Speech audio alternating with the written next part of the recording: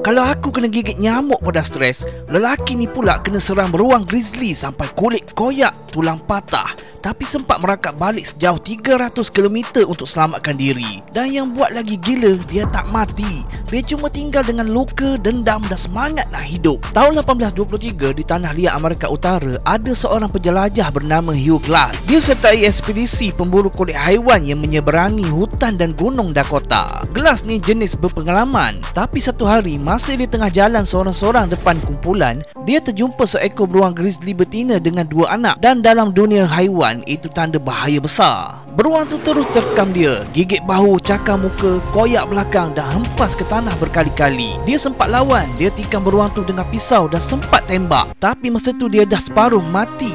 Luka dia sangat teruk, kepala berdarah, kaki patah dan tulang rusuk tersembul keluar. Kawan-kawan ekspedisi datang bantu.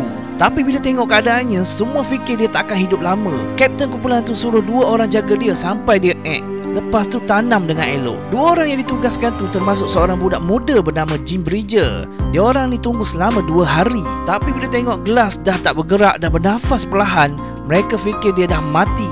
Mereka pun gali kubur, tinggal dia kat situ. Siap ambil senjata, pisau dan barang dia sekali dan jalan balik. Masalahnya, Hugh Glass ni belum mati. Beberapa jam kemudian dia sedar semula. Tak boleh berdiri tapi masih hidup. Dengan seluruh badan luka, Hugh Glass mula merangkak perlahan-lahan ke arah sungai, harap jumpa bantuan. Dia merangkak setiap hari, makan akar, buah liar dan kadang-kadang bangkai haiwan yang dia jumpa. Dia minum air sungai, balut luka guna kulit haiwan dan elak pemangsa waktu malam yang mengelilingi dia. Bayangkan lebih 2 bulan dia bertahan hidup dalam kesakitan dan akhirnya sampai ke Fort Kiowa, kira-kira 300 km dari tempat dia diserang. Lepas pulih, Glass mula cari 2 orang yang tinggalkan dia tu, terutama Jim Bridger, budak muda yang dia pernah anggap macam anak sendiri. Tapi bila dia jumpa, dia tak bunuh atau balas dendam pun. Dia cuma cakap, aku dah hidup balik, itu dah cukup.